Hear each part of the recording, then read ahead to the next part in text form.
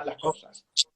No, no, la idea, o sea, cuando quieras interrumpirme, me interrumpes, tú sabes cómo son nuestras conversaciones, siempre son pimpones. Sí.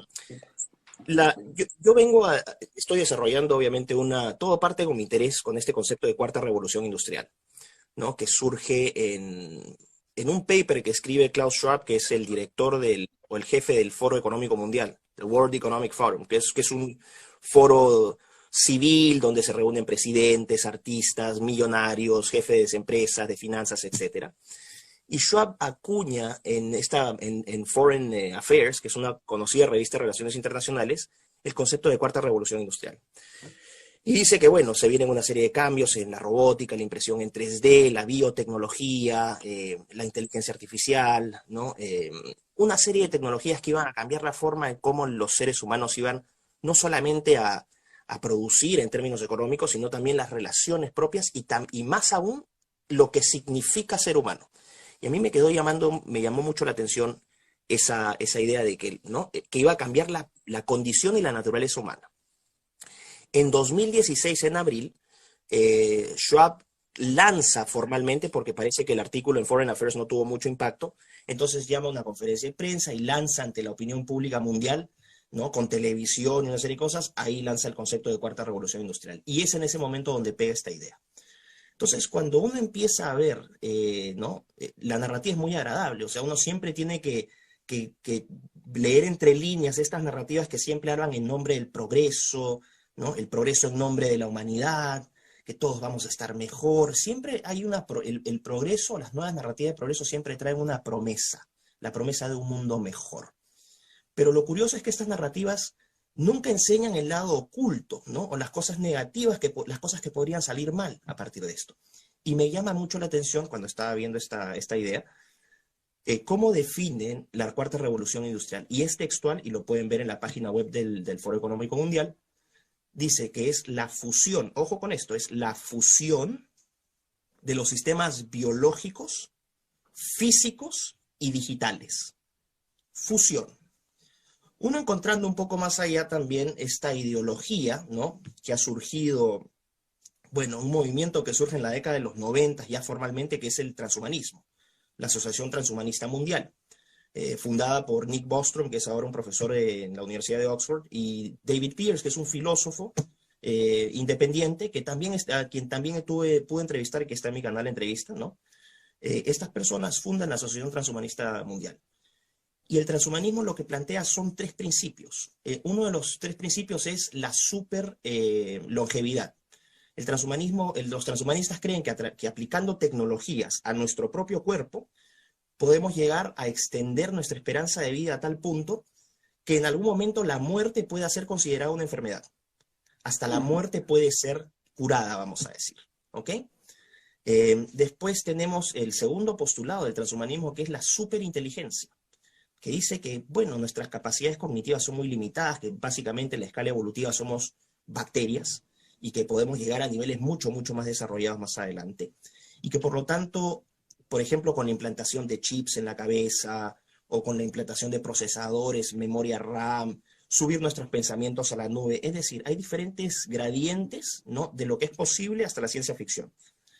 También sostiene que podemos apelar, o sea, llegar a la superinteligencia. Y un tercer punto, que es el punto que propone David Pearce, esta persona que entrevisté, que se llama el superbienestar. O sea, que vivimos un montón de tiempo, somos súper inteligentes y nuestra calidad de vida va a ser excepcional. Y Pearce sostiene, por ejemplo, en el caso del superbienestar, que podemos modificarnos genéticamente para que no sintamos, vamos a decir, vicios, ¿no? Como la envidia, la ira, no sé, todas las malas cosas que tenemos, que eso puede ser modificado genéticamente. Pero acá está lo importante. Cuando empecé a atar los cabos y ver lo que era la ideología transhumanista, superinteligencia, superlongevidad, superbienestar, y que abiertamente ellos abogan por el uso de la tecnología y la desnaturalización, básicamente la destrucción del ser humano, del Homo sapiens, para convertirnos en un Homo, no sé, un Homo Robens o un Homo Technicus o lo que sea. Y uno ve la definición de cuarta revolución industrial, inmediatamente se me prendió el chip y fue Qué curioso, se me prendió el chip, ya estoy totalmente... Inmediatamente se me prendió la idea de que la cuarta revolución industrial es el transhumanismo hecho Ujú, política pública global. ujú, Vean, ujú. esto es increíble. Ahora, para dar evidencias, porque la gente puede decir, bueno, ¿sabes qué? Entonces es un conspiranoico, otro conspiranoico, porque la gente, todo aquello que la gente no entiende, inmediatamente lo califica como conspiración. Incluso todo lo que no sale por CNN son puras conspiraciones, ¿viste? Si no sale por Conspiraciones. CNN parece de que uno está hablando tonteras, necesariamente, Exacto, cuando las tonteras suelen exacto. pasarse por CNN. Y lo curioso aquí es que, cortito yendo esto, porque es importante, creo, aclarar esta idea de la teoría de conspiración. Y esto se lo doy a un amigo muy querido en Perú que se llama Juan Puertas, que si me está viendo le mando un saludo. Juan me manda un artículo y me dice, ¿sabes qué? Mira, estas son las teorías de conspiración, tendrías que tomar en cuenta estas cosas. Me dice, una teoría de conspiración es una teoría en la cual, para hacer el símil, es un martillo, ¿no? Que te sirve para todo. O sea, tienes para todos los problemas del mundo vas a tener la misma causa. Teoría de conspiración. Pasó esto, Soros. Pasó lo otro, Gates. Entonces, vamos a decir, pasó por acá, no sé, hubo tal cuestión, los Illuminati, los reptilianos, y etcétera, etcétera, etcétera. Pero todos los problemas del mundo se reducen a un solo agente o a una sola causa. Sí. Y desde esa perspectiva, cuando nos atacan, vamos a decir, los progres nos atacan y dicen, oye, ustedes son unos conspiranoicos, si uno apela a esa única causa para todos los problemas, le está dando la razón a los progres. Es cierto, seríamos conspiranoicos. Ujú. Entonces, por ejemplo, decir nuevo orden mundial. Claro, es un concepto que ha sido muy, muy utilizado. Y como conversábamos también pero en privado, nuevo orden mundial es, vamos a decir, una especie de intuición, ¿no? La gente quiere encontrar respuestas a las cosas que le están pasando, que rechaza, que repudia, pero ve que igual se las imponen, ¿no? La agenda de aborto, la agenda de género, que tú has trabajado mucho con Nicolás, el multiculturalismo, el racismo, etcétera. Entonces dicen, bueno, esto es parte del, incluso esta pandemia, es el nuevo orden mundial. El problema de estos conceptos, que si bien son correctos en base a la intuición, ¿no? De que efectivamente hay una imposición, no nos juegan a favor, porque cuando uno empieza a hacer preguntas más específicas, bueno, ¿y quiénes son los miembros de ese nuevo orden mundial? Entonces la gente va a decir, es Gates, es Soros, ok, pero solamente dos personas podrían ser parte de esta confabulación, sería muy, muy difícil. O sea, es imposible que dos personas, por más dinero que tengan, puedan mover el mundo, ¿no? O si no, cuando Ujú. dicen sí, que están tratando de concentrar el poder. El problema de esos conceptos es que cuando se repiten mucho y se solidifican o se consolidan, se convierten en teoría de conspiración porque, nuevamente, para todo lo que ocurre, no orden mundial. Entonces, de aquí, si me permites, voy a entrar a darte mi hipótesis de cómo está estructurada esta, ¿no? esta red internacional de poder. Pero volviendo al tema del transhumanismo y de la cuarta revolución industrial, tú te pones a ver, por ejemplo, quién es el jefe de producto de Google. Google, esto no es conspiración, lo pueden ver en internet, pueden confirmarlo. El jefe de producto de Google se llama Ray Kurzweil. Y Ray Kurzweil es uno de los cuatro jinetes del transhumanismo. El tipo dice abiertamente que tenemos que aspirar a un futuro posthumano. Así lo plantea. Y este futuro posthumano significa que olvidémonos de nuestros cuerpos biológicos, incluso olvidémonos de nuestros cuerpos artificiales, esos que van a ser construidos con supermateriales, con nanotecnología, ¿no? O con inteligencia artificial. Olvidémonos de todo. Al final, a lo que vamos a llegar, o a lo que tenemos que aspirar, es hacer una especie de conciencia colectiva. Vamos a hacer una serie de espíritus, de bits y bytes, ¿no? Conjuntos de información o paquetes de información que vamos a flotar en un espacio que él denomina el metaverso. Esas son unas cosas pero increíbles, ¿no? Y en este espacio a lo que tenemos que apuntar es a una sola, ni siquiera humanidad, sino a un solo supercerebro y universal que pueda conectarse con diferentes partes ¿no? del universo, etc. Y él también trabaja el concepto de la singularidad, donde supuestamente señala que va a llegar un punto en la historia donde los avances científicos van a ser tan veloces que ya no vas a tener ni siquiera una curva ascendente, sino que la curva va a ser completamente vertical. Claro. Es decir, en ese momento la tecnología y el conocimiento se consumen en ese mismo momento. O sea, llegaste a un punto de perfección. Ujú. Bueno, ese es Ray Kurzweil. Ray Kurzweil es trabajador de Google. Google el tema de la biotecnología, en 2013 abre una empresa que se llama Calico Labs, California Life Company, o sea, la compañía de vida de California. Y ellos han empezado a trabajar abiertamente con biotecnología y específicamente con tecnología, una técnica que se llama CRISPR-Cas9, que es una proteína, ¿no? que lleva una especie, es como una especie de GPS con tijeras. Entonces, lo sacas de una bacteria, eso fue descubierto en 2012, y lo que haces puedes editar genes, cortar genes malos, reemplazarlos por genes buenos. Entonces, por ejemplo, tienes enfermedades que son monogénicas como la fibrosis quística. Un solo gen te produce esa enfermedad. Entonces, ya puedes, esa técnica ya es posible, no es ciencia ficción, tú puedes, vamos a decir, utilizar esta técnica CRISPR para que vaya, corte el gen malo y que en laboratorio ha fabricado un gen bueno y lo reemplaces e inmediatamente cure la enfermedad. Esto ya se ha hecho en animales. En ratones ya se ha hecho y funciona. Todavía no se hace en humanos porque existen ciertas limitaciones éticas, hay que hacer pruebas, la FDA tiene que aprobar ciertas técnicas, pero ya es posible. También no estamos hablando de ciencia ficción. Aquí lo curioso es que también hicieron estos experimentos, por ejemplo, con ratones. Los ratones en la vida, vamos a decir, normal, viven 6 meses en promedio. Llegaron a alargar los telómeros, que son, vamos a decir, como las zapatillas de los cromosomas. Entonces uno se muere cuando esos telómeros se van oxidando, entonces se van gastando, hasta que se desaparecen y el cromosoma, las puntitas, quedan sin telómeros porque ya se oxidaron y los cromosomas se desintegran y así mueren nuestras células. Así morimos nosotros. Entonces, ¿qué hicieron? Alargaron los telómeros de los ratones. O sea, le pusieron una zapatilla con triple suela. Conclusión, los ratones vivieron 24 meses. Oh. Ahora, ponte a ver esto. Si eres una persona que vive 75 años, significa que vas a pasar a vivir 300. Claro. Y esto ya no es ciencia ficción. O sea, ¿te das cuenta el impacto de esas tecnologías? 2, el tipo de gente que contrata a Google. 3, el tipo de inversiones que hace Google y que no solamente se remiten a Google. Los hace Facebook, los hace Amazon, los hace Microsoft, los hace todas las grandes empresas tecnológicas. Apple están invirtiendo ¿en qué? En biotecnología, en inteligencia artificial, donde son líderes mundiales, ¿no? Y en nanotecnología. Ahora, frente a esto, digamos, se abre un panorama de varios problemas, ¿no? Por un lado, claro, hay un problema ético contra el cual hay ya algunas publicaciones que afortunadamente han salido a explicar éticamente los problemas que tiene el transhumanismo.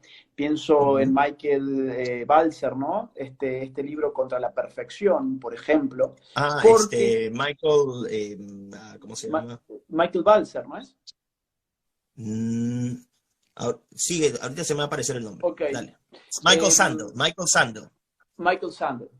Sí, The Case Against Perfection, el caso contra la perfección. Perfecto. Exactamente. Es un gran autor a todo esto. A nivel de Scruton, por si acaso, para que quieras ver. Sí, y él es un filósofo de Harvard, hasta donde entiendo. Estadounidense, exactamente. Que ha saltado en contra de todo esto, pero atrás hay todo un ejército de filósofos que están procurando desde hace ya varias décadas, porque este no es un tema nuevo, este no es un tema que tiene 2 o 3 años. Pienso en Dana Haraway, por ejemplo, de Estados Unidos también, y su teoría del cyborg. El cyborg, claro. Su teoría del cyborg, y que están muy bien articulados con feministas. Digo, no quiero hacer de esto una ensalada, ¿no? Pero lo es, de alguna forma lo es. Porque ojalá si que no se pierda la gente que nos está viendo. Si uno va, por ejemplo, a los textos de Dana Haraway, en la cual ella teoriza ese nuevo sujeto poshumano, de alguna manera, que es el cyborg, o sea, ese hombre que no es un hombre, sino es una mezcla con una máquina, de alguna manera, al mismo tiempo uno puede recurrir a la literatura feminista de Dana Haraway, y una de sus máximas más reputadas es: no tengan familias, tengan parientes. Entonces uno dice, ¿y qué son los parientes si no la familia? No es exactamente lo mismo. La familia tiene un lazo sanguíneo directo. El pariente, bueno, ya es como una nebulosa, digamos, es un lazo menos significativo, bajo el cual, por ejemplo, uno puede llegar en alguna instancia a decir, bueno, mi perro es parte de este grupo en el cual yo me desenvuelvo, ¿no? Y de hecho, gran parte del animalismo, y acá te sumo más a la ensalada, gran parte del animalismo se respalda en esta teoría de Dana Haraway, que también se enmarca en lo que se ha dado en llamar el ecofeminismo, que es ecologismo feminista vinculado también a este poshumanismo transhumanista. Entonces, acá yo veo, no sé si vos lo ves también, una ofensiva ideológica que tiende a, antes que llegar a estas instancias que vos ya estás mirando hacia adelante, hay un problema que es el hombre como ser natural. Tenemos que reventar a ese hombre como ser natural, porque si tenemos un hombre que puede vivir 300 años, hay un problema en el fondo, hay un problema de la cantidad de gente que va a haber en este mundo, que es un problema que por otra parte ya existe, ya se diagnosticó, digamos, por el Fondo de Población de la ONU, por todas estas ONGs que se dedican a los controles ingenieriles de las culturas de nuestras sociedades en términos sexuales, reproductivos, etc. Entonces yo veo que más allá del tema de la tecnología, hay que acondicionar ideológicamente, socialmente, nataliciamente, demográficamente a toda esta, a todo este mundo para que pueda el cyborg de alguna manera tener lugar, ¿no? No sé si vos has seguido, supongo que sí, porque Sí, veo que claro. los nombres los conoces muy bien, cómo se han ido Sí, claro. dando estas ideologías, porque en el fondo son ideologías, ¿no? Claro, bueno, tú puedes encontrar el primer transhumanista, en realidad vendría a ser Francis Bacon, en Atlantis, que es una novela que este hombre, Francis Bacon fue un estadista inglés de fines del siglo XVI, 16. publica XVI. Él ya publica, ¿no?, un libro que se llama, una novela que era de Atlantis, en donde él habla de la posibilidad de que el hombre en algún momento trascienda sus limitaciones físicas, ¿no? Y mediante el uso de la ciencia y la tecnología pueda superar sus limitaciones.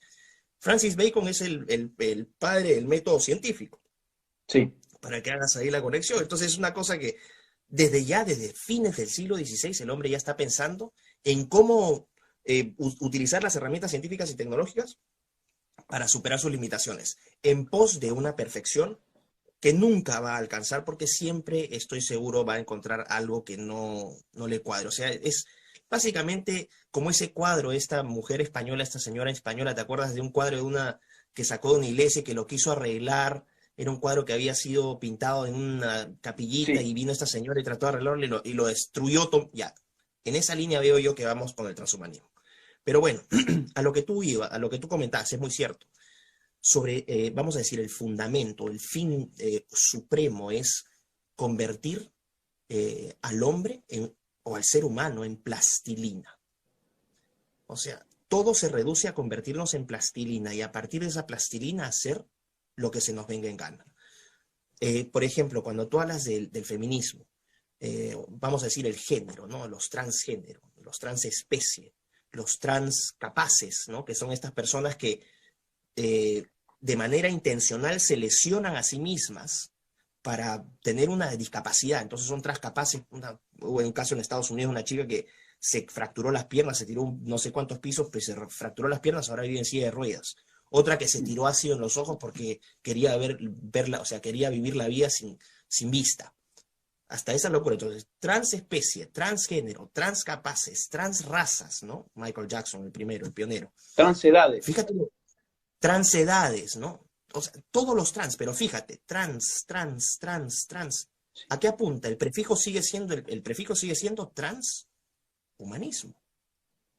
Transhumanismo. Son estadios, o vamos a decir, son periodos de transición, de experimentación hacia esta nueva transhumanidad que se nos quiere vender. El caso que tú mencionabas, ¿no? Por ejemplo, cuando se habla de los transgéneros y se dice que ya los sexos son, no existe el sexo biológico, sino que se construyen culturalmente, socialmente, y toda esta narrativa que viene detrás, trata de eliminar una verdad que es autoevidente, que es autorrevelada.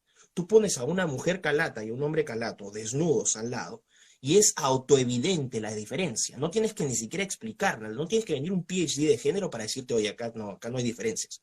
Hay diferencias. Entonces, no solamente rompes esta diferencia autoevidente, la diferencia entre hombres y mujeres, sino que surges también con la multitud de géneros, con toda esta cantidad de géneros que tú puedes, o sea, y que no solamente puedes quedarte en uno, puedes ser género fluido, puedes volver a otro, puedes ser transgénero alien, y al final el cielo es el límite, puede ser lo que sea. Aquí viene la paradoja. En nombre de la diversidad, lo que se le vende a la gente es que sí, efectivamente, pucha, qué diversos somos. Y cuando tú te pones a pensar en el fondo del asunto, lo que estás haciendo es estandarizar al hombre, me refiero a hombre y mujer, en un estado más puro. Plastilina. A partir de esta plastilina yo puedo hacer lo que se me dé la gana. Pero al final terminamos siendo plastilina. No terminamos siendo género. Esas son las consecuencias.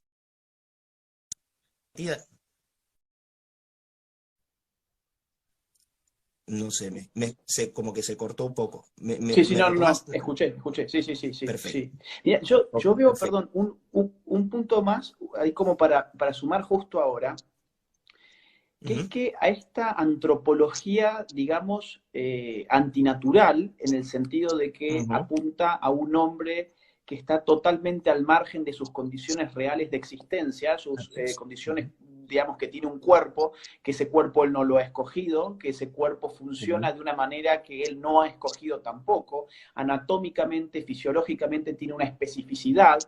Bueno, todo eso que ujú, empieza a dejarse de lado con la teoría del género, por ejemplo, entre otras, ujú, ujú, hay también operando en este momento una antropología de lo viral, ¿no? Donde el hombre aparece como una suerte de virus en el mundo, y creo que acá dio con la clave muy bien todo este ecologismo que cuando empezó la pandemia puso en marcha un relato a partir del cual los seres humanos, como verdaderos virus de este globo, digamos, estamos pagando por las consecuencias de un planeta que activa sus defensas, sus anticuerpos contra los verdaderos virus que claro. somos nosotros.